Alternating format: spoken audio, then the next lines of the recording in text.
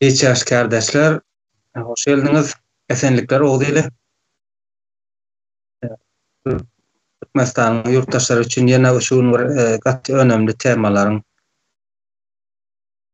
sosyal medyada yine şoların üstünden öz durmuşumuzdan yani yakınlarımızdan, yatlarımızdan diye mesele var. Şunun son şu meselenin üstünde gururundaşlık etsek kardeşler böyle halkımıza yetirsek onun meselenin kökünü nereden gelen ne için böyle oldu? Asıl biz şol kıyınçılıklara näme hak ettik mi yani şu kıyınçılıklara ya bizi getirdiler mi sonra şey adaylara onun urgin işlerini göründüştü edilen yine hinisin de näçe yılların dowamında Türkmenistan'ın halkı maskalalar bölünüp hatta yaşadık keçici güzellik bäwajyklarına öýünde gaýdyp eneler atalar yurttaşına ağaç ölmeyecek bolup yurdun içinde iş yok bilen da mümkünçülük yok hiç öyle. Gün amasını görmek için yurttaşına çıkıyorlar. Tapadı yok kayti yurt onun adı her türlü ol kelpler. Yani izin dağalayan çağaları yani bizim mesela şunun mesela sosyal medyalara sine diyen olsanız enesinden atasından doğulununa ya da neme toğut diyorlar ya da bir nesil olan son enesi atası geliyor şu an bizim çağlarımızın yıllar boyu travma toplap özlerini alıp barışı ya da doğulununu belliyorlar enesi vay atası vay yanında ağlayacak olsa da ağlamana da yani öz duygusunu bize çıkaracağımız sonra da taskı gurşow vardır daýdasy goňşusy atasy şu ağlamana da mümkinçilikler noklar şu çağaçyga var ağlama mert bol diýär bu normalde etilecek geller diýär yani çağanyň ağlamasy gülmesi bir adam hökmünde özüni adamyň duýgulary da yani doğal tebii duýgulary şu duýgulara elinden alýarlar ýandaky nemeti ýandaky daşdöwründe jahiller durar. Ağlamana da mümkinçilik gören oklar da özün adam hukmunda duymana ýagdaý görür. Şoň üstünde nerden gelýär be näme üçin bizi ýaşatýarlar? Ya bilmedim uly ýurtlaryň baskalary barmy? Ya kuklalaryň edýän oýnamy? Şu hukmunda bir halkymyza magluma bersek, bilgi bersek da. Aslan kardeş buyur. Sağ olun Mezan kardeşim. Esenlikler, yiğitler, ildeşler. Havayqatı bir vavalı meselemiz diyeni alı bir meselemiz. Önümüzdeki kıyınçılıklar şular. Aydıp geçen zatlarınız. İlk ülene benim hem gözüme ken düştü. Şoňal zatlar. Yani önümden hem çıktı videolarda zatta. Hatta karındaşlarım arasında hem arada eşittim. Şoňal zatlar bolup yaşalıp durarken de bir karındaşımız çağası 1,5 yaşında vaxtımı, 2 yaşında mı vaxtı. Özü bir çağası var, bir kızı var. Şonu taşlap Türkiye işlemene geliptirdi. İndi şonun hem işlep örenine 10 yıldan geçiptir. İndi şeylelik bilen yankı çağa bir gün o karındaşınki de, bir gün bu karındaşınki de ulalıp o tayda da yine de nem etse de başka birinin çağası olan için o öýüň çağalar oňuzdurmady, zat etmedi. Garas her hili gynçylyklar bilen duçar bolup oturdy şo çağa. Indi şu çağanyň şoňaly ýagdaýa düşmesine ýa-ni eneniň daşar ýerde gidip işlemesi sebep diýes. Emma eneniň daşar ýerde gidip işlemesine näme sebepleri var? Yurdumuzda terör toparın halka edöten dönüklüğü var. Ve şonu goldap duran, şu rejimi goldap duran adamların eden dönüklüğü var ulu ile halkımıza. Indi şu çağanın günesi yok. Bir bu çağa değil, milyonlarca diýsem hem yanlış olmadı. Türkmenistan'da çağalar ne ena ne ata mehririni alıp bilmin ulal oturlarda bular. Şu tayda bir aşaklarını çizip aydasım geleden yerleri var da. Indi şu görülü oturan kıyınçılıkları çağalarımızın kimin eli bilen edili oturan? Tamam, bu Orus İmperyası'nın proyekti mi, protokolünün içindedir de, ama şuna azar ver oturanlar, şu kıyınçılığı yaşadı oturanlar kim? Şu özümüzün içimizden çıkanlar da. Yani şu tayı has bir içine yakın yakadron yerleri şu yarı bizim çağalarımıza o hak etmedik, yankı acı durmuşunu mu deyin, acı çağalık yaşlılığını mı deyin mi bilmedim. Garaz çağalığı uğurlanıp çağaların elinden durmuşu alınıp bunların geleceği çüledilip durda. Çağalar hazır beyni yumuşak vakti, bunlar bilim almalı, yenen bir zat almalı. Dövründe bunlar hoş vaktini hoş geçirmeli dövründe bunlar yankı tek problemanın içinde, uruşun içinde, davanın içinde birbirine yigrenç dörep karındaşlarının arasında birbirine yigrenç dörep ulalotırdı. Yani şu toplum, şu cemiyet, şu çağalar ulalan son bir hayır berer mi şular? Hayır bermesine kenara koyun. Hatta öz özlerine hem peyda hem berip bilmidi. Öz özlerini koravan bilmidi. Şular ne maşkala kurup bilediler. Ne de bir adam yalı yaşap ya adam yalı düşünceye olup bilediler de. Alı ki millilik, o bilim, ılım bu zatlardan ki hiç yanına hem yakınlaşıp bilen yoklar. Garaz bizim çağalarımızı bir Varvarski sistemanın içinde durmuşun içinde dikkat edip yetiştirili oturdu bizim çağalarımız. O erkekler hem erkek çağalar hem şu an yani gul ruhunda yetişiyorlar. Eski vakti yani armesine giden de otayda ezilip ruhu alınıp bu çağaların. Bu çağalar son korkuda baskının aslında en atanın mehrini almadık. Ulu bir adamlardan bir yiğitlik düşünceni almayın ulalan erkekler. Gelecekte şular vatan korağına ya il yurt korağına gelir mi şular? Hiç gelmedi. Onu kenara koyun. Maşgalasını bile korap bilmedi. Şu derece ecizledi o tırlarda bizim çağlarımızı. Yani şunu edetanlar hem özümüzün içimizden çıkan dönükler. Sağ olun, uzun sürdü. Sağ olun. Sağ ol. Kardeş buyur. Selamun aleyküm vatandaşlar, kardeşler. Hemen salam, umut ki içerisi. Hemen hoş geldiniz. Sağ olun. Gep kurun göçtüğünüzde çağıranız için Merdan Bey. Gati umut bizim yankı Arslan Bey gölden görünü bizim geleceğimizin görünmekti de geleceğimiz diyeyim ben yaşlara. Yine burada aşağısı geçeyim. İğnesiz, içesiz kakası üsen çağı gullur. İçesiz kakası olmadık çağı gullur. Unutmam bunu. Billak koyun. Her zaman şeyledir. Eğer edil süt döş kakasının doğanın molunu, cigiten molunu,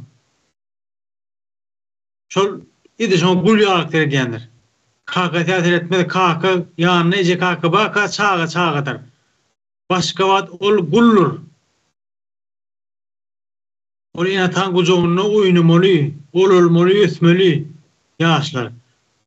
Onu terbiye almalı, iyice kakadan akıllı, onu etme, bunu etme oğlum deyip terbiye etmeli çağaları. Haydi hadır, kim doğanın oğlu ya, cigim'in kıydı, cigim'in çağası deyip şey deyip terbiye verip gördün mü? Veriyenler, iyiliğin önüne, bu yana bir gelenle guruk etmesini beyaşmadı, olmadı gidiyense. Giden son, yenesinin adın eşektir. O ne desek? Bu ne desek? Adam olayıp söğüşteleştik gidiyenler. O zaman çağın ruhuyla otaydı, ruhu. O çağı arkayın okağın bilmeye, düşünüp fikirlerini bilmeye, öylece kalkadan alımlı bilimli değil, doğru. Orta ölüm okuduk bizim. Yani şoňa çağa ata hükmän gerek öýse de kakady. Ýa çağı ýani 10 ýaşa çenni öňünden geçeni, gulagyndan eşdeni iň demesine billa galýada not %100 ödüm. De näde duraýsaň billa galýa, duraýsaň billa galýa. Hemem çağı bilesi toğra köp berýänler ýaşagylar. Şonu ýaltanman dogry düzgün anyk jogap bermeli çağa. Şonu bol çağa da işin olmasın. Bir gittense oyunu, çiğlen gülen ya gong çağlar oyunu kırataşlarına diýmeliler şoňa. Çağın öýdi bilmeli. Ne oynamaly, ne sormaly. Çağa öýdi erkini öýdi oynap bitmeli. Ol zonaň içinde takman ýaly biriň öýünde biriň eline oğlum gaýtsaň. Gul ýetişdirýärler, gul. Muňa da günäkär ýa-ni artan beýim bile geçdi. Öz Türk bölümimiz, öz terör hökümetimiz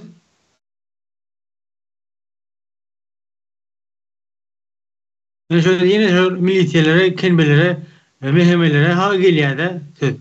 Şonuň üstüne nime diýerler. Bu edýärler bu gorky işlerini. Näme üçin ýaş gyýlar bolýar mekteplerde? İcet kakady ýok. Hiçim haýkyş diýen ýok. Milisiýeler onu bilýär. Uçak goýlar, owan uçak goýlary. Diýerler, o Mekke'de min ýalar. Näme çağda 16 ýaşda odan jogaty, gulýar uçak goýaty. Allah oşap ekidýärler, odan ýürläp maşyna mindirip, maraş alyp berip, suw alyp berip könnüji köşe alyp berip güýdür oýnap şeýdip duýarlar. Zalyan bu gyýlaryň sanaň çykýan bilen öldüri. Hökümetiň terör hökümetiň öýdi diýe. Teröristler öldüri diýe öýdüler. Her kişiler aýtjakdan watana şeýle üstüne ýetir. Bolýar, sag bolun. Söz aljak ýok bolsa men düşünjemi aýtyp geçen istaýdy. Mene şu wagt çağalar yetim galýa diýdik da. Zaten neme travma yetişýär. Travmaly bolup yetişýärlerden soň travmadan çykmak üçin bir giden bir proses, ýani döwlet bar ýurtlarda giden proses gurulmaly bolýar da çağalary travmadan çykarmak üçin. Mesele de başardarmy, başartmadymy, ol başga neme. Şöyle ýa-da neme deýin, az uzagrak bolmagy mümkin. Bu arada işaretlenip tesmem açyk nemerak bolmak. Şeýle alaly. Çağalar yetim galýa diýdik. Yetim galýanyň täbi näme? Enatasy ýurdun içinde iş tapan ok, günler bilen ok, durmuşyny dowam etdirbilen ok, ýurtdaşyndan mejbur çykmaly bolýar. Nemejik pencerejik açyp goýarlar. Zordan darajyk pencereden çykyp gidipgeler ýaly. Endi mene biziň ýurtda döwlet gurulşy ýok, konstitusiýony guruluş ýok diýdik da. Endi döwlet gurulşy bolan, ýani konstitusiýanyň ýurdun bähbidine, ýani halky bolsun, milli baýlyklar bolsun, tebigat bolsun, garaz ýurda değişli näme bar bolsa işleyen bir neme var da konstitusiyon guruluşu var. Yani şu konstitusiyon guruluş bolun, yani oturdulan bir yurdun içinde şeyle düzgünler nahil işler diyorlar. Yine bir tane adam alayan, yine men görünüp durda, yine men asar edin. İşte da benim aç olmazım meali hazine bana cevap vermeye, iş tap vermeli hazine. Ondan soň meniň goragym, ýani köçede olan ya hojalygymda gezerin olen, meniň asudalygymy saklamak üçin polisiýa gerek. Hukuk bozulma bolmaz ýaly. Meniň bir mesele başyma gelende, juridik bolsun ýa-da fizik nemeleň şahslaryň arasynda adalatly çözüller ýaly yani menin hukuklarym gorralar ýaly adalet, yani kaziyet gerek.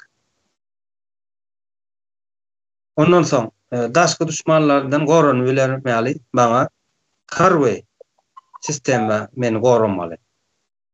Ondan soň görünmeýän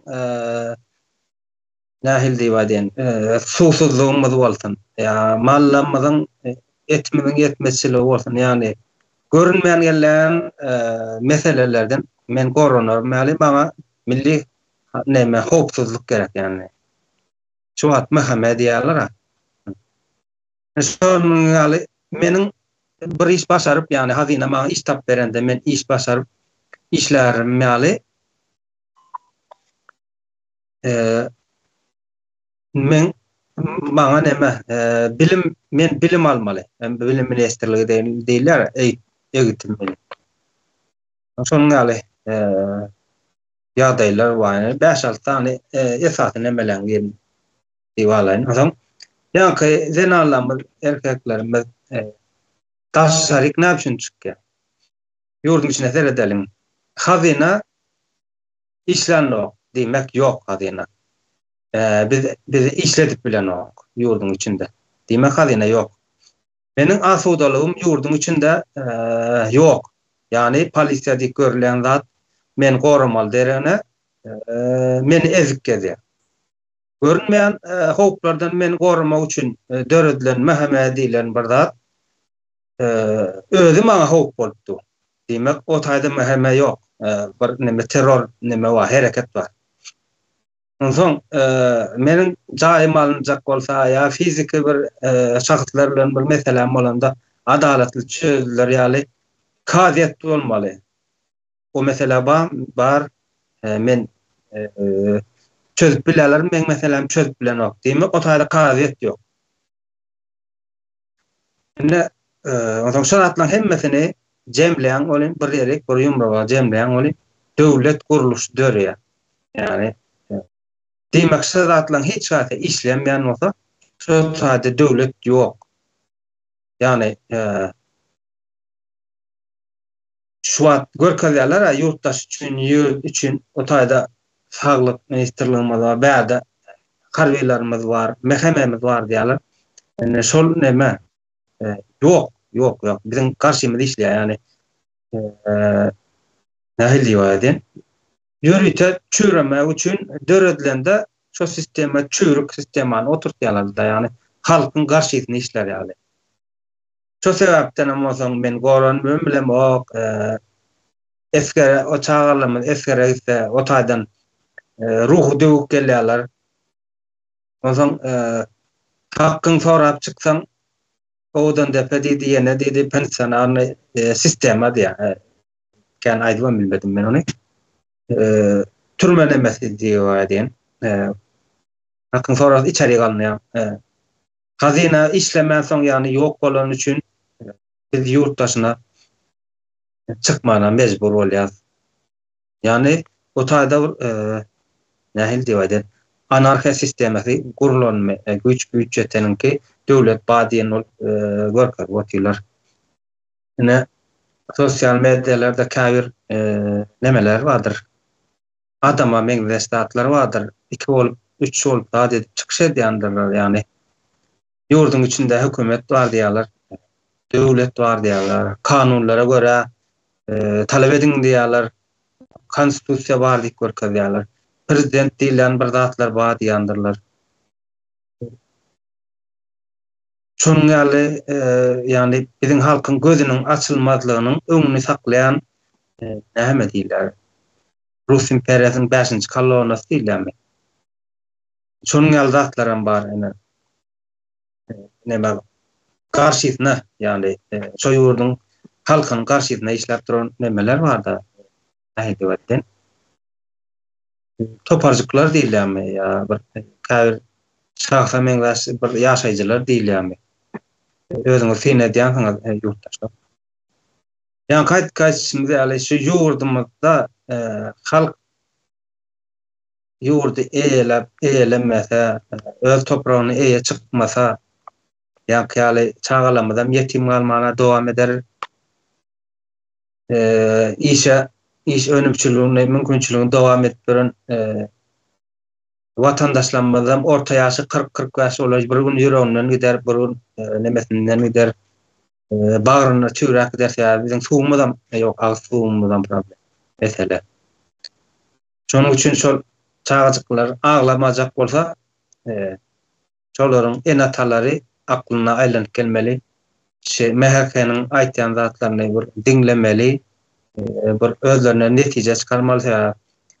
Şo çagajyklar ağlamaz, öňünü kesmeli, travmasyz bolmaz ýaly, ertek ýürün olar durmuş bolmaly, bir ýurdun bähbidinde işlemeli, ýok olar tersine işler.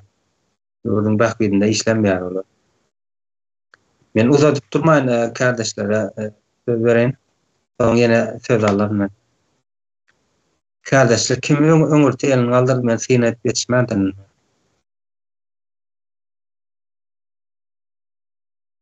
Bana hat muka. Buyur rahat. Ahsan bey. Bolla. Ahsan kardeş bu. Benim ilk kaldıranımı seyretip yetişmedim de kim kaldıranın önünde. Hova hazır şu devlet sistemimiz bolan olsa şunun yalı çağlarımız ezilmezdi. Çağlar en asassız yetişmezdi de. Biz hazır şu şeyle bir misal getiresim geldi. Biz hazır teze Türkmenistan'ı kuralım, devlet sistemasını kuralım. Yaşların ezilmesin, buların bir durmuşu çürüdülmesin bizinki yalı deyip bir alada edip bir canı oturist deyinde neyle bunu misal getirsem mesela kinozat gören vaktin, seyreden vaktin hani şu tayında ya sağında duran ya azırak ileri yüre deyip bir canı yankı zat edin ya kinoda yalı edil şonun yalı bir canı durup milletimize, ildeşlerimize geldi oturiste. Biraz şu devlet sistemimizi kurmasak yaşap bilmeyiz de. Yaşasak hem hazırki şunki yalı yaşarız. Şunki yalı bol yaşarız da. Biraz devlet sistemimizi kurmamız gerek. Indi şu tayda yani muğalımlara bir aydasım geledi. Bir çağlarda, yaş nesillerde bir ağrı, namusu, bir vicdanı, millilik duygusu, bir oyanadron, bir gürünler berin, temalar geçin ya da bir bolan vakaları gürün berin. Siz neyle olsa da bir 20-30 sene okuçunu bir gezekte dinledip, zat edip önünde gürün ver otursunuz hazır. Elinizden gelecek kömeğiniz şunu bir edip geçin. Bilyes elinizde onyalı programmanız yoktur. Ama millilik duyunuz vardır sizde deyip umut edemen bir çağları, zatları biraz olsa da bir geliştirmeye başlayalım. Hazırlıkça sağ olun. Bolla sağ ol. Gerek kiminki kardeşler? Ni maňa öyle. Bolla. Buyur. Yani Arslan Bey aýdym olmurdan emme to aýdy gurun görün düşündürün diýdi. Ama oğlumla özü bilýärmi? Arslan Bey. Şama oğlum bilmeýän şonu öwrüdip bilen nokta. Bilse öwrütçi onu. Bilen ok. Bu taşyny oňa bilýän oğlum ýok. Dur burta jahil. Olar okumadylar institutda oğlumçylyk doktorçylyk okanylar. Şeriat nediler? Okuda giýrenden ta çykynsaň nästany şeriatdaşyny ona edip biler. Talyk görene çelik gittin. Talyk görüp içecek mi diýen ağlar durur. İçecek gelip ağlar talyplar. Mormlar şolar da talyplar. Gelin ne çağlama terbiýe bilmeýän zadyny öwrüdip bulanok edip bulanokda.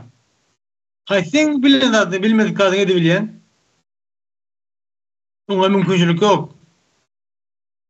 Sen haýat etsem, ýumuşa etsem, ýalbarsaňam bilmeýän zadyny öwrüdip bilenok. Bilenok sebäbi. Nol. Oňa devlet guruluşy ýok. Düýpetler ýok. Türkmen devlet kurma tecrübesi yok. Yani halka karşı işleýände ine kanun çıkarıcı, yerine getirici, kaviyet, 3 kuruluş, üçüden birbirine garaşda işlemese, garaşda orada işleyenler. Bu üçüden bir adam geline geçti. Oradan halka karşı işlep başlaya. 3 kuruluş birbirinden garaşsız olmasa, bir adam geline geçti, halka karşı işlep başlaya. Edil hedre Türkmenistan'a kadar sol. Keyfine yukarıdaki Kur'an'ın keyfine ne derler? Buna keyif yok, kaçın ona verin, buna verin. Ya bunu tutuk görmen tutuk gel. O tutuk gelen adam günahı var mı yok mu? Kim onu ardetse, kim dinleyecek onu yok. Çünkü hiç paraya gözüne düştün mü sonra basmayı gül beğense, ne beğenmedi yokrak koyar şunu. Bas koyar. Türkmenistan kuruluş, devlet kuruluşu yok. Devleti yürüdük bilme akıl yok. Bu dağı değil. Köyüne maskıyı çağırıp tuttuğun yere gelin öyle. Eğer yurdun içinde çağırır, yurttaşına oku deyip ne diyorlar, çıkı diyorlar. Oku ne olur? İşlemene gidiyorlar. İşlemene. Eğer şöyle tokak gelen yurdun içinde Molum sokak gelip bu koçak orada bilen oklar diye, bilen oklar, gurulep bilen oklar. Çağa kotmanı bilen oklar. Diploma eline. Ola gittin arada kafede birinin ünlü hizmetçi ya fabrikada iş ediler. Okumadılar. Ayda şöyle tokak geldi. Orsaydı mı birinci hali, orsaydı mı Türkmenistan? Hiç şikayet yok. Orsaydı Türkmenistan yani oluyor. O da alan bilim elektron yok. Türkiye'de biraz bağ. Avrupa tarafta hayat biter. İngoy. Avrupa tarafı gidenler hiç gelmedi gidene. Ağırda kalırlar. Türkmen'in çağaları hiç kimin çağarına kim del. Ona altyapı gerek. Çağalıktan çağaları bağından yiyen çağalara üretmede aktarı var. Dedik çağalama geleceğimiz bu uçak çağalıktan altyapımız olmalı. Çağalara orta hemen. Çağalara bağından konstitüsyonu, kanunu hizada üretmeli. Çağı mektebe hüvütüyle gitmeli, hüvütüyle gelmeli, okumalı. Bu hattinin çağlamı neydi? Galda bir gün niye? Yarana kedi hasta oluyor, hasta olunu binanan olur. Okudun galiyanı bir gün niye? Okudu kızık yok. Okudu kızıklı tecrübeyi, okudu balacağın rahatı yok, kızığı yok, oku mektebe. Memnun yok. Kendiler olu bir kasaçlar uçacağınlar. Şunu yine bu tarlada ne ehli çağalar hüvütünü ödeye mektebe. Öyle Türkmen'in kayalık 9'dan 10 kaçını okutura kaydını okur. 9'dan ta öğlen 4-5'ini okuyorlar. Şeyli gazıklı okuyorlar. Gazıklı oluyor falan çağaları. Bilim alsam. Şol 9'dan 5'ini 10'ini 5'ini çok şimdi yat yarım duruyor. Yarım haram iyi. Hem de tanip için. Çağı hüvüt ediyor. Biz de onlarla biz de ağlak gidiyorlar mektebe. Gidesiyle noklar. Ana onun alım bilim olmasa bilgine edip oldun. Sen alım bilecek adamın seninle korktu. Sen o kağıt gelmese mektebe gelmese.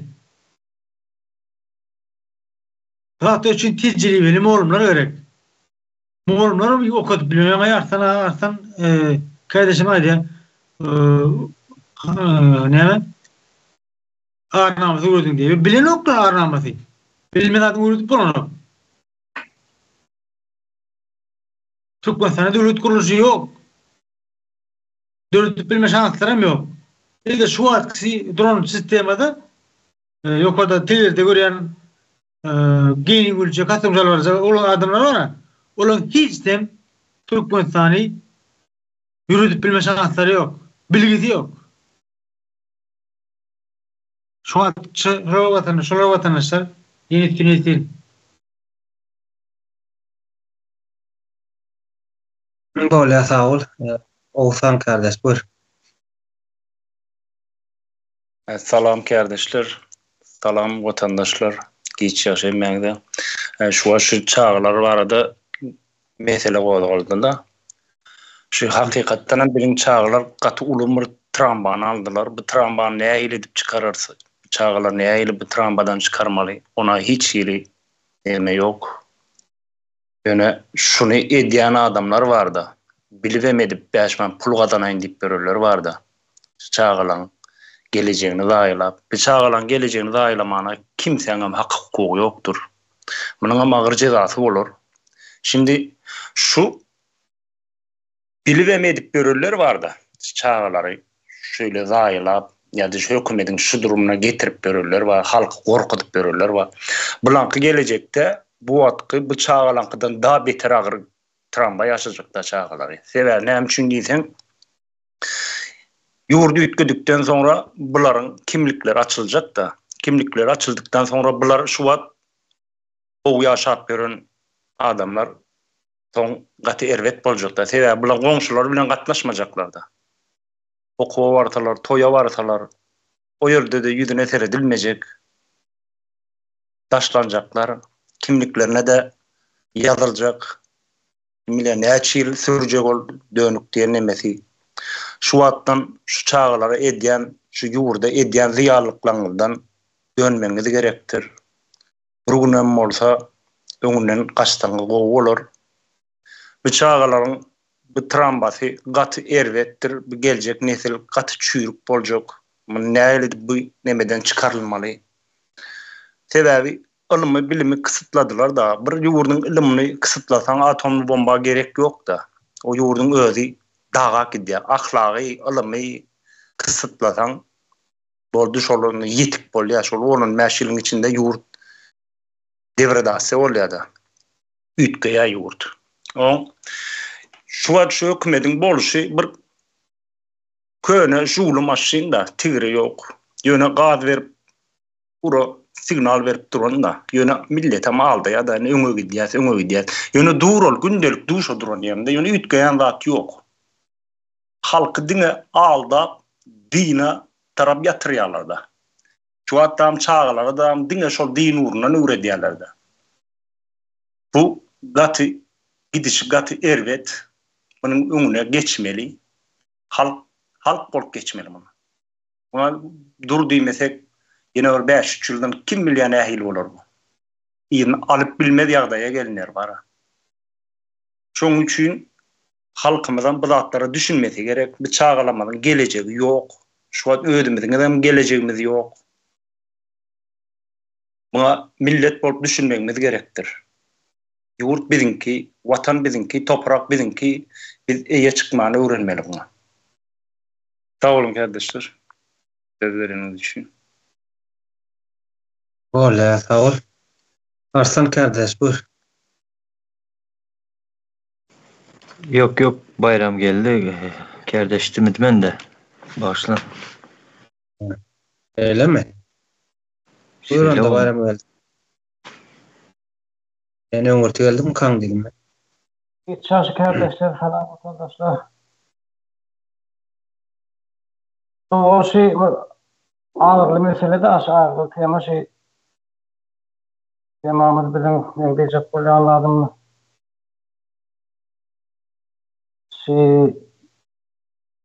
Yurttaşla çıkmaktan yurdun ýagdaýy kıyın bolan yurttaşlarımız yani çözgüdül yurttaşlarını gözlediler daha yurttaşlarından çıkıp Resmen kazanılan uğruna çıktılar, ol doğru. Mecbur kaldılar, yurt içinde iş yok. Etmeniz kıyın. O yüzden hemşe izinde kalan çağalar var. Yine faydandır, birinin ata faydandır. O yüzden valçın kaka faydanın olsa yurttaşına bunun bağır çağası yaşlarına ileferip bir terbiye ettiler. O benim bağır bir yaşlı değil, yetişirlerim oluyor adam. Kendilik yaşlı yeten çağlara oğluna eceti kakasına verin terbiyesini verip bilen ok. Kendilikler bilen ok ya da kaka. İlçesi gaýdyp kakasy bar bolsa, ol gyzyna kendilikler bilen ok kämillik ýaşyna ýeten gyzyna. Bu ýagdaýlar hem ýene hem atasan ýurtdaşyna gaýdan bolsa ýene bir agasynyň ýa-da ýeňesiniň elinde bolýar, babasynyň mamasynyň elinde bolýar, olar az kyn ýagdaýda bolýar, bu kämillik ýaşyna ýeten çağalara ýene kakasy ýok bolsa, kulak aňarsy garanky bolup başlaýar. Aral taýdan bozulma bar ýa oňam ilkinji sobatda bizim gynan sakdaş hukuk goraýjy işlerimiz şoň şekler diýip demejänler. Oýa wagtdan Görüldi warkazalar ha. Şolar nime diýerler? Bozaýarlar halky. halkyň hukuk goraýjy idara diýýäni aslında görüp otursaň bilen bolany ýolunda düşünýär da. Şenem bar ýurtdaşyna gaýtdy işlediler, hem azık ýurdun näme sebäpden şo ýagdaýa düşendigini azık etmeli gerek adamlaryň, halkymyzyň. Onu etmän gaýtam o arada pikir eden azık düşünjesini aýdan adamlardan serwet gözülen bakýalar, görlerim var. Başa näme diýelim men şurada koyayım. Bolä. Sağ. Arslan kardeş, bu. Sağ olun. Seredin, biz yurttaşını hakkın etmedik. Biz yurttaşını hakkın ettirildik. O yurttaşında bize yankı, yurdumuzdakiler bize dönüklük etti. Halka dönüklük ettiler. İle, yurda, halka, millete dönüklük edildi. O tahta ustaları, öýlenip bilmeýän tahta ustaları hatırlı ettiler bize gyzlarymız bilen. Ondan sonra Oğuz kardeşim şu dönüklere yani gowadyp ýatladyp geçti de çağalarımızın durmuşunu çürediler otur. Hasaby bar diýip munyň. Doğru aýdyp geçdiňiz, sağ olun. Son Parahat kardeşim yani muallimlaryň özünde yok diýdi de, bilgi yok, doğru aýdyp otursunuz. Lalaşýan. Özünde yok bilgini nereden bersin çağalara da. Emma bir adamın bir eli içine yumulayandır ha. Bir millilik duygusu bardır ha içinde. Bu zatlar bir gandan geçeden o zatlara. Bu özlüzümüz diyen duygular, düşünceler. Bu genden geçeden o zatlara. Şunusuna dayanılan bir öz nesillerine, yani gelecek nesilleri biraz yetiştirmesi gerektir ha. O özünde yok bilim berip bilmedi ona düşünýän. Ama şuňky alıp çağalarımızı horladyp, gorkuzup, ruhsuz edip yetiştirmeye gerek yok. Yani çağalar pasport almaya zat etmeye barıptırlar da. Pasportuna bir dokument yok deyip üstüne gıygıryamış. Çağa hem ağlap izine gaýdan. Yani şol çağalar nemş etsin son, ulalan wagty. Hakkını sora bilemi. Bular kimin çağasını zayalı oturlar? Özlüzümüzünkine, özlüzümüz birbirimizin çağımızı bizer zayalap dururuz da ruhunu alıp. Şeyle bir oyuna gelen millet olup dururuz. Ullakan serede otursan içinden girip anırsına çıkıp olmayacak derecede bir oyuna gelen millet ekenikte biz. O zaman atay neler diyecek olayan da ama enelere yüzlenmeye utanaman atalara deyin de sizin çağalarınızın durmuşunu çürede deryalı, bular ütke deryalı ıkbalını hiç kimin hakkı yok. Dine sizin sessizliğiniz yani çağalarımızın geleceğini şeyle şu durumda yaşadı oturlar. Dine sizin sessizliğinizden bu dereceye bir bolmayalım atalar. Sağ olun. Bolä, sağ ol. Doğru aýdýan. Parahat kardeş, buyur. Men şu Arslan kardeş Arnavut'a düşündürüm dik geçti de. Bir kağıt şu Arnavut'a näme diýeni düşünjümçe aýdyp geçeýin. Bu adam bana yanlış düşünüyor. Anama siyede sonra hükman hilin ormalı, ayağının ötesinde oturmalı. Şunu ortam olayım kayda yok. Ol anamas değildir. Ol anamasın o değil. Anamas sen toprağındır, vatanındır.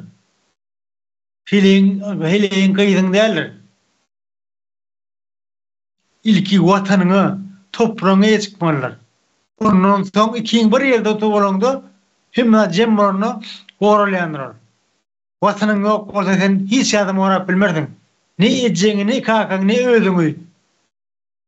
İlki vatanın korumalı, toprağın korumalı.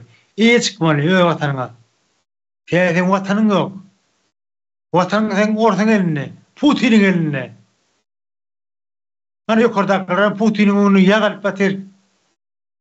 Bana değme, ne etsen et bana değme deyip. Ki halkın önüne çıkıp açık gürledi mi? Putin bize şey diye, bizim ne bildiğimiz kadar bey diye, al yaşa deyip. Ayıttı mı? Öyle bir gün diye, dövüşüne kalkıp. Ve dünyada dördüncü duruyor. Deyip. Niye de dördüncü de bay demek koyar. Niye de bay? Bay deyip unuk kaydan yurdunu halkının 70%, 60% kul derecesinde işletme, kulçuluk çekiyor, kulçuluk bokundan talep gününü veriyor. Unuk kaydan yurdunu. Bana şu tadı arnamet olmalı. Şu yerde koydum bana arnamet'i. Videoyu oynayan halkına bir yerde kulçuluk çekmiyor, kul olup bör. Tavulun tanrısı.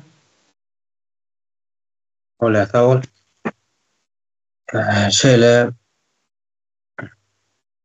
Şöyle yine burada da film verecek olanda. Devlet kuruluşlarının biri yani institutlarının verdiği vaden öğretim yani şu vaatki bilim diye adlandırılan vardır. Öğretim sistemi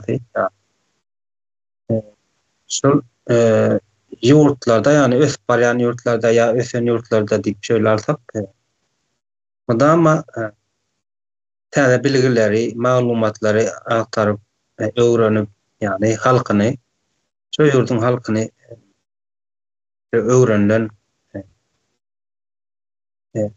dahil değil, kamilleştirilen bilgilerle malumatlarla halkının bilimini yani öğretimini paylaştırıyorlar da.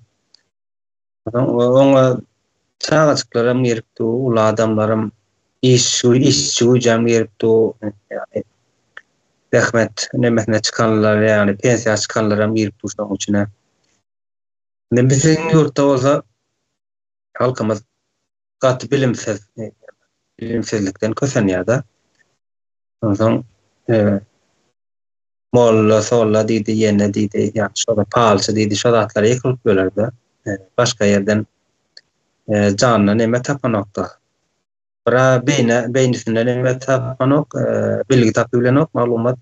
Biram canlı sağlık üçün neme tapıbilenok başka yerden. Şeydi ve mazan yanlış yerlere yönlendiriliyor da.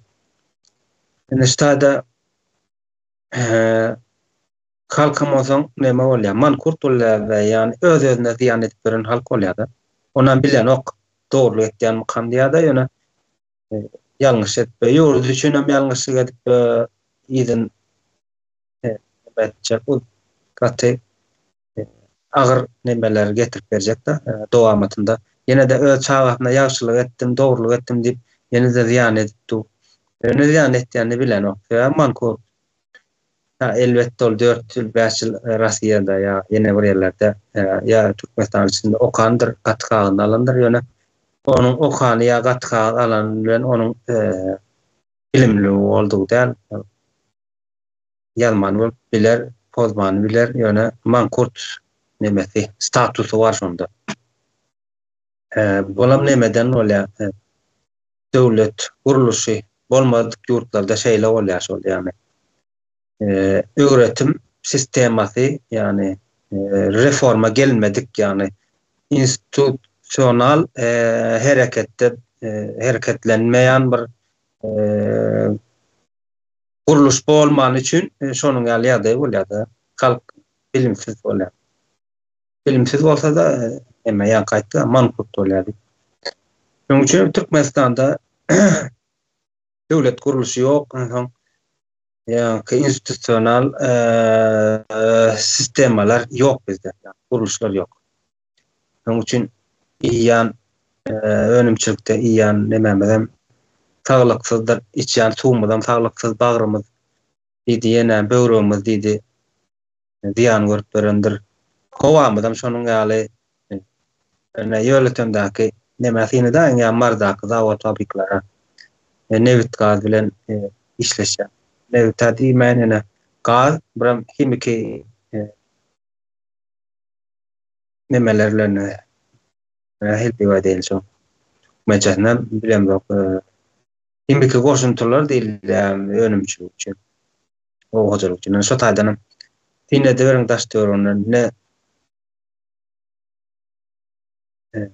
ne filtr vardır, ne bir wagtynda aýrylyp durulandyr.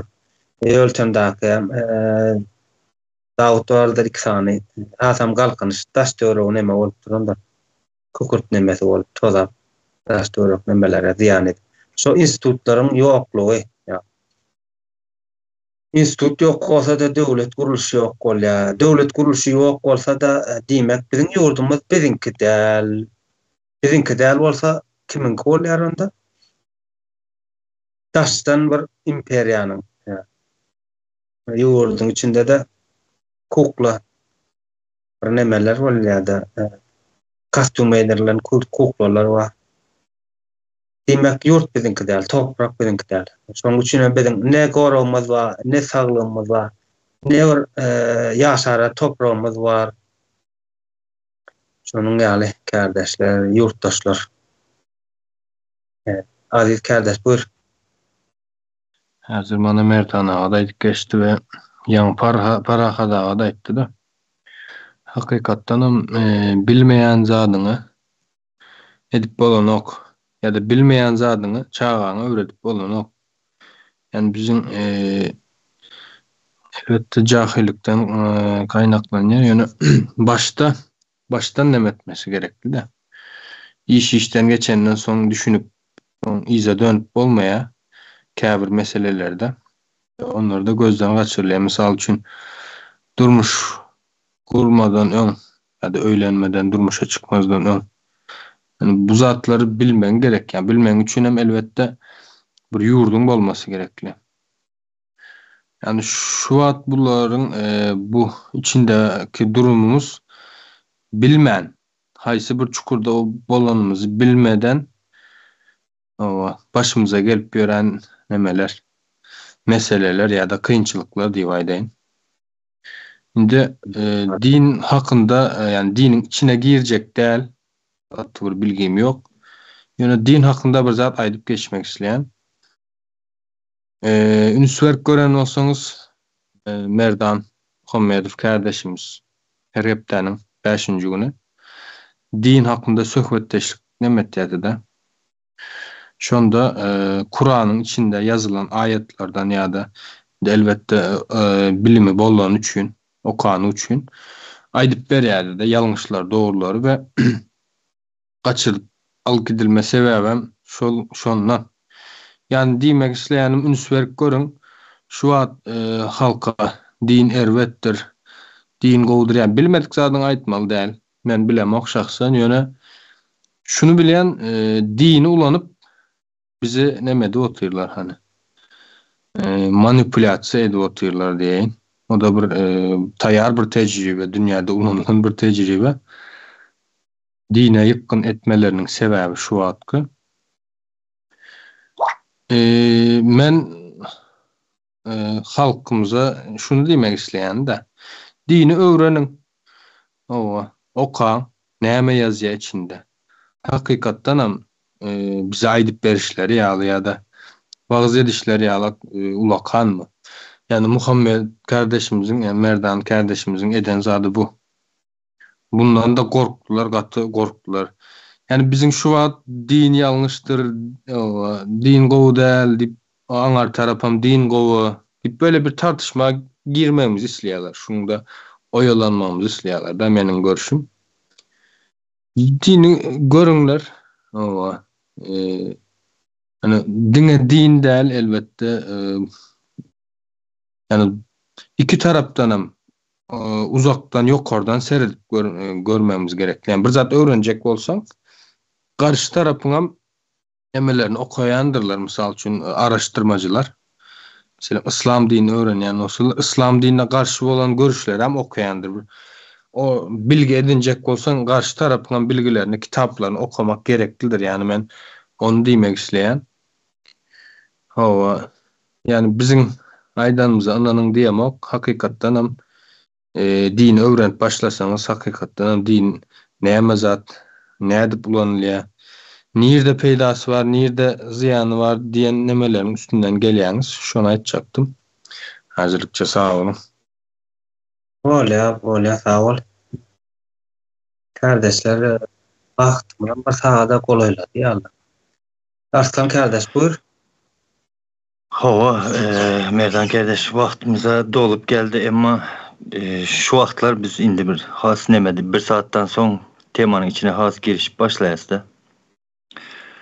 Indi şu taýda çağalarymyzyň bedbahtçylygy mı deýin, ya ýaşap duran ajy durmuşlarynyň çüredilişi, bularyň geleceğiniň çüredilişi. Bu zatlar ýa-ni gatykän ýerler bilen baglanyşykly eken-de, ýurt ýok eken, arnamyz, düşünje ýok eken, toprağımız ýok eken elimizde, o bilimimiz ýok. Bunun içinde diniýem bar eken, hemme zat garşyp gidipdir de uly bir problemanyň içinde ýaşaýarymyz belli görünüp dur.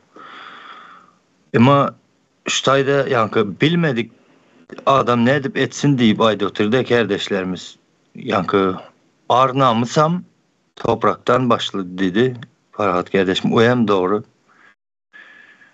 Emma topraktan, arnamystan başlayan zat, ya bilimin hem yok olsa, bu toprak meselesi bir asırlar boyu gel oturan zada, bu yani namus diyen düşünce bu adamın tebiatında bir yapısında var zada.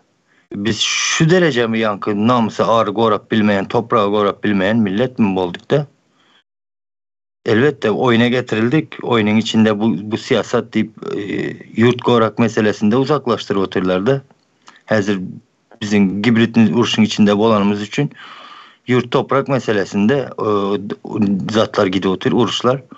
Ama bizim halkımız esasen hem erkeklere bu siyaset deyip uzaklaşıp özlerini yani akıllı olup ya bir zat bilen olup yerlerde gıynalayan. Ama bular bilmedi diyeyim, yani halkımızın ben yüzünü yummak istemeyen sebep biz bilmedik deyip oturuvermeli değildir. Bu toprak meselesi, duygusu, arnamız, bu zatlar kanından geçer zada. Seyredin TikTok'ta Enes'in patronundan hediye geldi dedi. Boladan uzatmış o. O erkeklerin 7-24 bağışlan öyle başka bir erkeğin önünde yatırıp işlediler. Şon yalıymış o indi. Bilmeseyem şu arnamız deyen zat kanla geçeder o zada. Başka bir tahta ustanın önünde yatırıp işletmeli deyen zat yoktur ağızlar. Sağ ol. Ýa. Atır tatını seleksiýa diýer, yani garşylykly. Yani ters seleksiýa, ters saýlaw. Seçim diýilýär, yani ters seçim. Adamlar ownatdylar da. Farhat kardeş buyur. Men bir iki ağız iri kardeşimiň aýdanyň üstüne goşaýyn diýen. Doğru, yani Kur'an'ı okan, dini okamalı. Okamalı, Merdan sonra oku diýdi. Merdan kardeşim edem. Okamalı doğru, yönel okamalı. Ol Türkmen sanatçındaki amamın, hocaların öwrü düşer okamalılar onu. Maniyetini düşünmüyor, maniyetini. Arapça düşünýän mi ondan okamaly. Sen Arapça näme diýen o belli däl. Öňe menim okap bilýän Arapçany, Kur'an'na. Öňe maniyetini düşünmüyor, maniyetini. Düşünüp okamaly. Kur'anyň %100 maniyetini düşünen adamlar Ýewropaga çykdylar. Ýewropada ýaşaýar, Ýewropa göç gitdiler. Şonu unutmaň. Kur'any dol %100 terjimesini düşünen tercüme edip bilen adamlar Avrupa'da yaşayanlar, Amerika'da yaşayanlar, Müslüman yurtlarda yaşayan nälerler? Şonu bilin. Tedem okan Kur'an, düşünüp okan, manitini düşünün. Sağ olun. Öyle ha. Biz kardeş elini kaldırdınız mı? Ova. Şimdi Ha? neme diyecektim. Şimdi şurada neme var da elbette yani şeydik geçtim. Bilmeyen zaten gidip bana noktaydım. Yani bilmeyen demek günahdan ya da nemeden kaçıp kurtulacak mı nemesine gelen ok manisine gelen ok elbette. Yani bilmeyen olsan onu var yaşarsın diyelim. Buram şu dünyanın manisine cay kurmak, maşin almak, öğrenmekten görmeseler govular. Türkmen halkına şimdi bardır içinde has geniş görenlere. Yöne çıkıp aytmadığı için biz bilemiz ok. Mena eşitmedim. Hava. Gepleşip başlasaňam gurrun nemesi şoňa var ya da nirdi işleýän. Näçe gazanýan, näde işleýän. Ýalak yerlere gidiyor. Ol bir tarapda indi elbette yani gowy ýaşamak isleýän bolsaňyzlar ýa-da gowy ýaşamak hadi geleceğimiz gowy bolsun, çağlarımız gowy ýaşasyn diýmek isleýän bolsak, biraz nemetmemiz gerekli. Kelle biraz zor salmamız gerekli. Ova näme üçin diýsen yani adam kellesini zor salan wagty deýin, işleden wagty deýin biraz enerji köp harjaýandyr. Onun üçin biraz protein ýemen gerekli. Diýip bir giden nemelerem bar. Ova indi pulun ýoklugy üçin eti bilemiz ýok ýa eti bilmediğimiz üçin pulumuz ýok diýen bir neme paradoksam çykýar da. Ona girecekler yani onları komentaryalarda yazıp geçerler. Her kim öz pikirlerini ya da kardeşlerim bar olsa pikirini aydıp geçerler. Umuman öğütmeli böyütmeli millet olup kalacak bolsak bu yolunu tapmalı biz. Bakana hemişeden tapıp böyle yani islesen bir zat etmeyecek olsan bakana gatıkendir. Her türlü yol bilen tapıp böyle onu. Esası energiýamyzy, nememizi, ünsümüzi oňa däl näde bu işin höttesinden gelip bilers diýip nemetmeli. Oň üçin hem taryha seretmemiz gerekli. Bu hökmanydyr. Sebäbi başga ýurtlar diýin. Ya-da Ýewropa ya-da ösen ýurtlar hem öz wagtynda şu bizim geçen ýollarymyzdan geçip şu güne geldiler. Hatta bizinkiden erwet yollar geçen nemelerem bar, yurtlarım bar. Yani hukman olaryň ýolundan geçip gelmeli diýen zat ýok. Onlaryň ýalňyşlaryndan da netije çıkarıp, peýda çıkarıp da gelinip bilinler elbetde bu meseleler. Indi neme çağalaryň geljegi ýok diýen meselede indi hakykatdan hem Türkmenistanda çağalaryň geljegi ýok. Çağa wagtyň düşünmeýän, bilmeýän çağalaryň hakykatdan hem hiçbir günäsi ýok. İň azyndan yani hiç bolmady elinden gelmeýän ýagdaýynda bir pikirlen yani çağa edinjek wagtyň iň azyndan bir çağa edinin. O çağany bir kemala getirip bir ne bileyim yani eliniň aýagynyň üstünde durup biljek derejede yani izli 3 4 5 6 çağa däl. Sanında däl kalitesinde diýip aýtmak isleýän. Görem hiç bilmeýän, düşünmeýän adam yani men hiç sada düşünemok, bilemok. Ýöne çyndanam bir zat etmek isleýän diýen adam diýip pikir edýän bar bolsa elbetde türkmenleriň içinde şunu diýmek isleýän. Şu wagtky rejimiň näme oturanyna seredäýmelidir. Ya-da näme hereket edeninde nähilek tepki berýänine seredäýmelidir. Has ulu tepki berýän zady diýmek gorkýan zadydyr. Senin etmeň islemeýän zadydyr. Yani şu taýdan başlanyp biliner diýmek isledim. Hiç bilmeýänler üçin. Häzirlikçe şunlar sağ olun. Öyle kardeş bir soru ýa çykdy. Ya da sorum özüm jogap beren diýen ýaly. Aýdyp geçdim da näme diýip. Bilmeýän zadyňy ýa-da öwrenmedik zadyňy, ýani bilmeýän zadyňy edip bolanok diýip.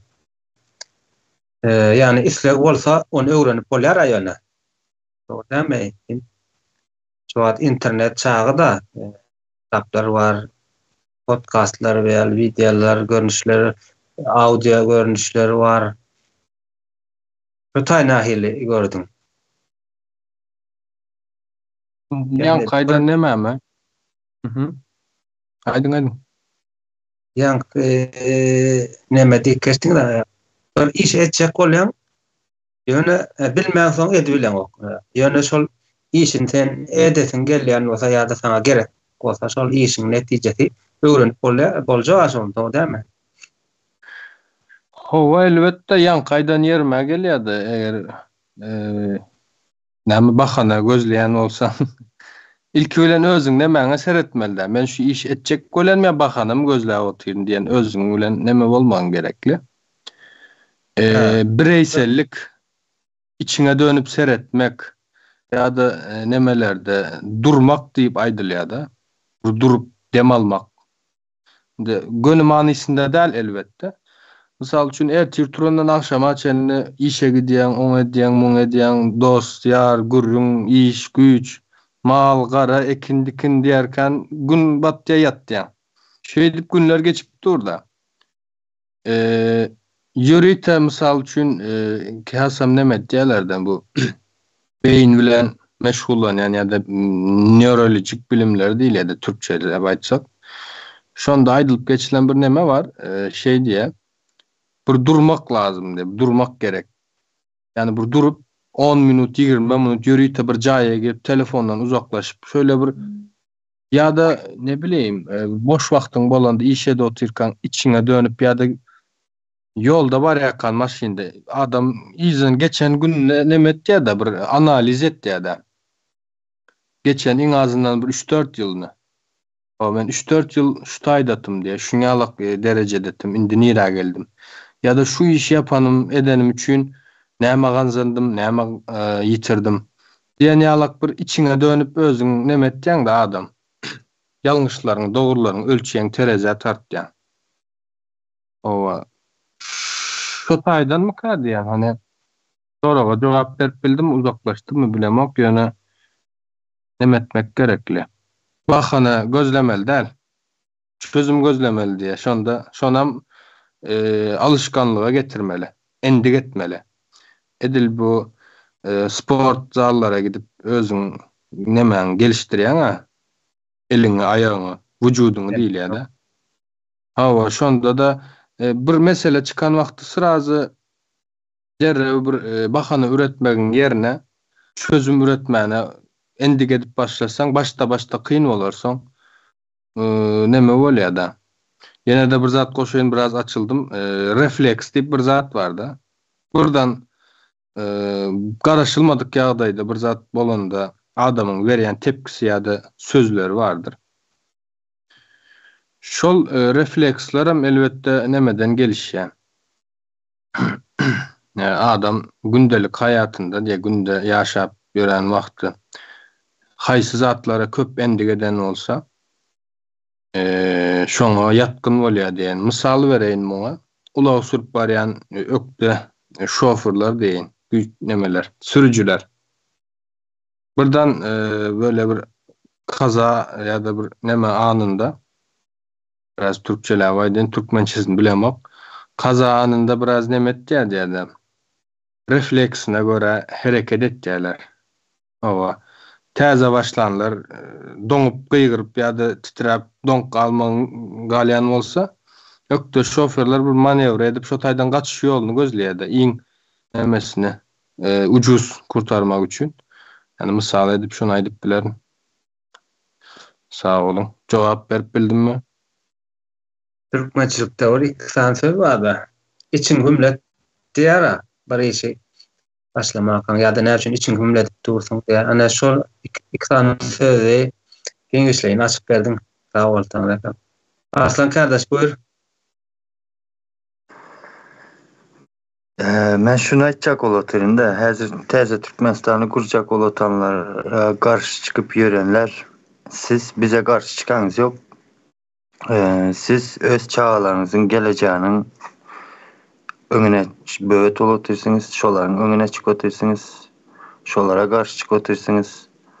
O sizi doğan ene atanyňam ýa-ni adam ýaly ýaşap pensiýa almasynyň öňüne çykyp otursyňyz. Garas öz aýaňyza balta urutursyňyz diýjek bolýanda.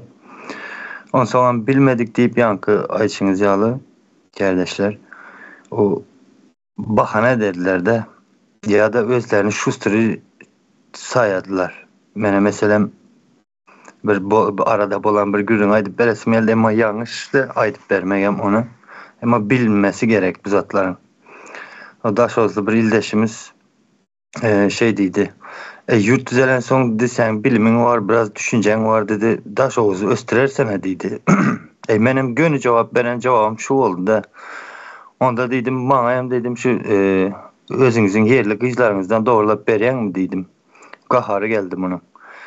Elbette menem beýdip aýtmaly däldim, başgarak bir mysal bilen aýtmalydym da, emma şonuň düşüneden urwininde aýtdym da men onu şo niýetden bilen soň.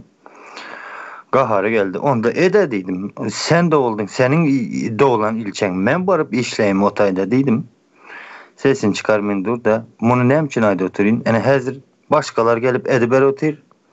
Yankıyalıym elinizden kıyzınız yamalı otur hem mezadem alı oturlar da. Şuna misal getirecek oldum. Sonra yine biri var. Men mayor diyer. Men bu sistemanın içinde işlep çıkan adam beydip bir hop alıp gürleyen oladı. Ama Türkiye'de yankı adam hammallık edip yer. Onu hem geçtim özünün hammallığını da. Yaş yiğit yetişen oğlu var. Onu hem izine Türkiye her gün hammallık alı giderdi de ağır işe. Onu bilene de otur. Onun durmuşunu geleceğin sağlığını zayalı otur da o adam. Diyecek ol otanım. Sen sistemanın içinde işlep çıkan adam bolsan. Şu oradan biraz bilgin var eken. Şonu gürrün ver yaşlara. Ya ekrana çıkıp gürrün ver de. O bilgi var. Bu tayda kümsikliği yan var. Bizimkilerin şu özlerini şu sırçılığı sayan yerleri yan var. Birinin edip vermesini istediler. Biri edip verse yankıyalı misal getirirlerdi. Başka zat yok da. Sağ olun. Öyle. Sağ olun kardeşler. Önlükçe gepleşigimizi tamamlasam olacak. Sağ olun geleniniz için halkımıza bilgi verenimiz için, malumat yayanımız için. Sağ oturun. Oğuz ile esen olsun.